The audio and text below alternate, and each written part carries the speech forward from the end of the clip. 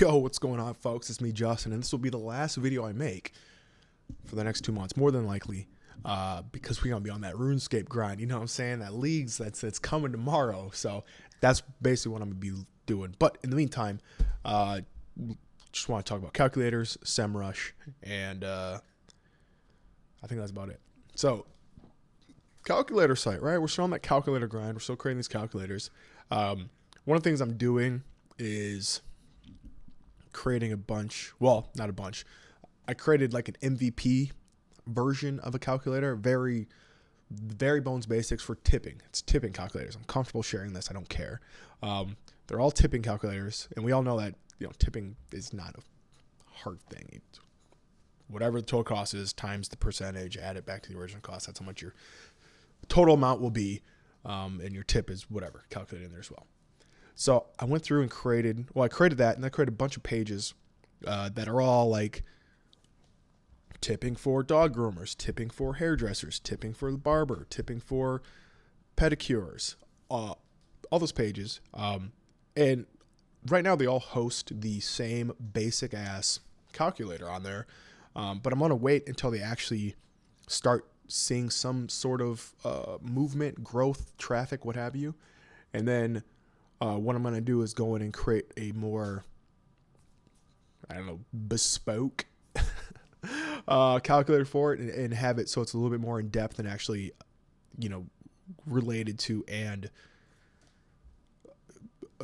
has factors as it pertains to those different industries and services in which people typically tip in or on. Mostly, it's MVP status. I can just go in, create those pages, have the text.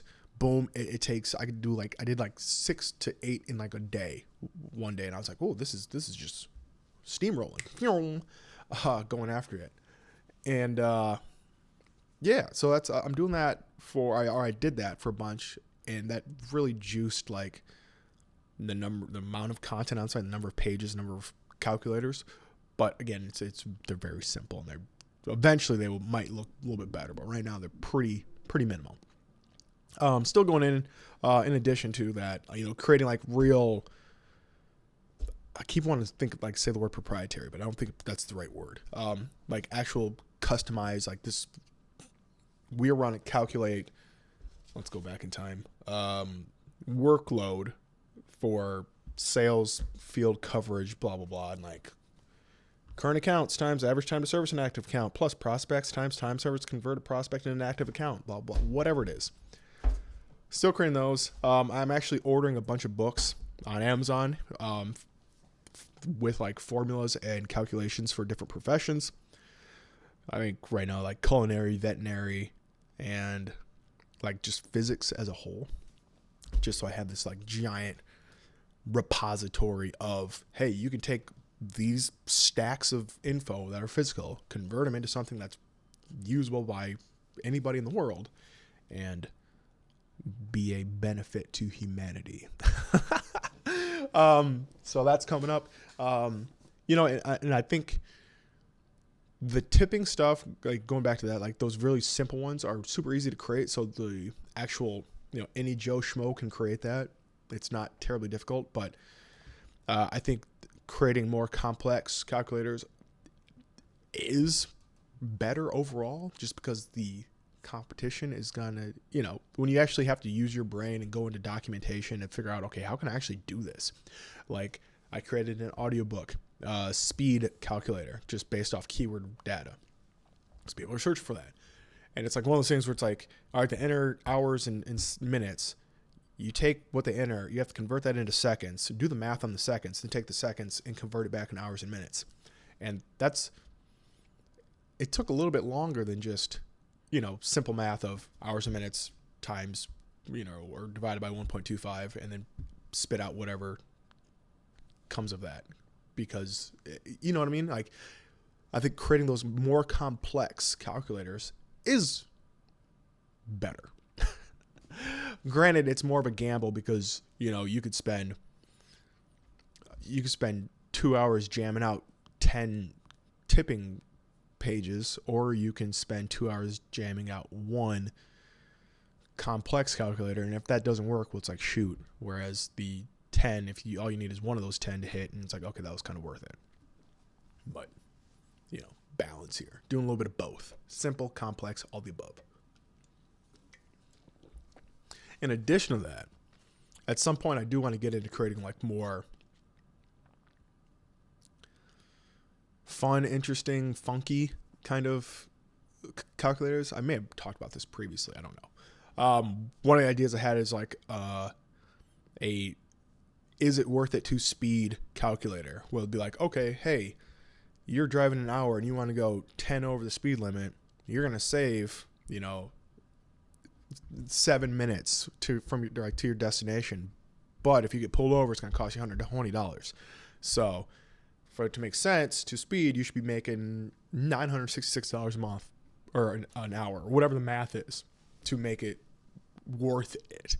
Because then I could take that and just, share it and be like, hey, teachers or, driver's ed people, use this calculator that shows this. Or, hey, today I learned on Reddit, that you would need to make $1,200 for it to make sense to speed for 15 miles per hour over the speed limit, blah, blah, blah. You know what I mean? Terrible example, but something like that would be just kind of fun, interesting, and then like it's link fodder, it's social media, whatever. There's a chance for something like that to get moving on its own as opposed to waiting for Google and stuff like that. So there's that. Other things that I'm working on right now as far as calculators go, like royalty calculators for various services and things, from ebook royalties on like Kindle to Spotify royalties on like streams and plays and things like that. And that's a little bit more you get to do, or you have to do like a little bit of data research to figure out, okay, what are the actual numbers here? Like what's a good estimate for royalties for Spotify? Okay, typically you make 3 to 5 cents or 0.3 to 5 cents per stream. I think that's kind of what it is. Yeah. Half a penny per stream about. But it also depends on the location. So like Switzerland, it's like 0.7 cents per stream. And in Jordan, it's like 0.001 cent per stream. So there's a lot of there's a lot more variables that go into it than just simple, yeah, you should make 3 to 5 cents per play or whatever it is. It's like, no, you should, it depends on where your people and your audience is at. And then factor in, Spotify is one, then there's, iTunes or Tidal or Google Play or Amazon Music, all these other services that are available, and like they're a company, I don't know exactly what to call it, distribution platform like DistroKid or CD Baby will put those on all these different platforms. So people are like, I can basically make a calculator for every single one of those music serving platforms, TikTok, YouTube Music, like all these things, and they all have a different rate, so they're all they're all unique in their own special way. I mean, initially, the first one that's being made is going to be the hardest, and then after that, it's just like changing the name and numbers associated with what every stream earns. So there's that. Boom. I think that's about it for calculator stuff. I'm still going to be like creating calculators while I'm shredding RuneScape over the next. I'll probably no life it for like a week or two, and then kind of cut back and like, all right, I'm kind of getting burnt out. But yeah, so for the next like couple days, it's going to be just like 16-hour days, just shred. But I still plan on creating, at least like one calculator a day, have some time where I can just, all right, I'm just going to jam this out real quick. I did what I needed to do for the day. Game time. So there's that. Part 2. Ready?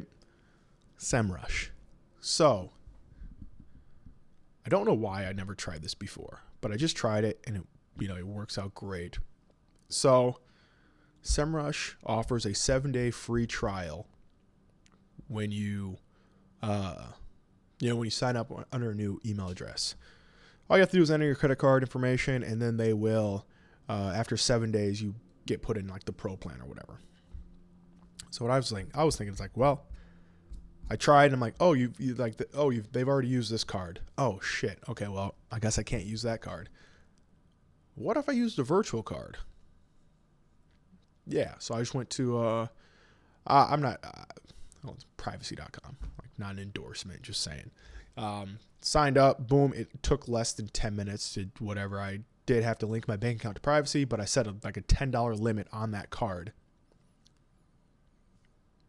Boom. If you are worried about your email address, just create a new email address. You can just create an email address, Gmail, your own website.com. It's not crazy difficult or whatever. Boom, create a new email address, sign up.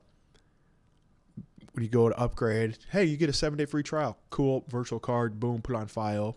Put like a $10 limit, $3 limit, whatever it is. I'm not sure exactly what the minimum is. Boom, put it on there. You get accepted. You can do your keyword research. You can do that's all I care about. I don't do like keyword tracking, or I don't care about backlink profiles and all that kind of shit. I really don't. I'm like I said, this is why I don't say I'm an SEO. I just rank for shit. So you can do that. I just ripped, thousands of keywords, calculators and quizzes and stuff, interactive content. And now I don't need to do that. I mean, virtually ever again. You know what I mean? Like, I have what I need for years of content. Ooh. So, there's that. Next, we are seemingly, we're not recovered, but we are recovering from the, I don't even know what day that was. Let's go on the old analytics real quick. So we all know, like, the helpful content update just decimated, virtually everybody. That was my first time actually getting actually impacted by an algorithm update noticeably. Come on.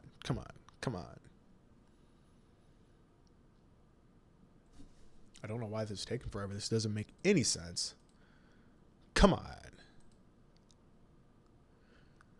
Last 28 days, that'll work. So we all know when whatever the end of September, when the helpful content update came and slapped everybody back to back to reality. Well, there we go. So I was getting like around 2,500 users per day in August. That was up from like 1,800 to 2,000 in July. So it was looking pretty. And then end of September dropped down to about back to the 1,900 per day. And then on October 30th, that's when shit went really bad and went from 18.5 on the 29th to November 1st, 13.7, right? And I was like, well, this site's on the down. And fortunately, in the case of this site, like the case study site, I don't plan on adding any more content. I'm not really answering any emails for it anymore. It's just kind of, it's created, it's final. There was an end in sight. I reached the finish line. It is there. Someday I might add more stuff to it, but right now, not. So was down to about 1,400 per day. And I was like, poo, that sucks. But we're back after November 7th. Now we're floating back around that 1,900 per day. Basically where we're at in July. And let's bring this back. Let's go January 1. Yeah, we're about where we're doing better than we were in February still. We're just kind of back to where we were like in the summer. And that's not bad. I don't look at it as like us getting slapped or me getting slapped down or the site getting slapped. It's more like course correction back to where we should be, because I think we were just ranking for some stuff that we just shouldn't have been. I don't know why I keep saying we. It's me. Rank for stuff just probably shouldn't have. A lot of like proper nouns, like ranking on the first page if somebody searched for Semrush. Like nobody's really clicking on that. It's like it doesn't really make sense to be on the front page for that at all. So there's that. I think that's it. This will be probably the last like niche website content marketing video I make for a bit, because it is RuneScape time.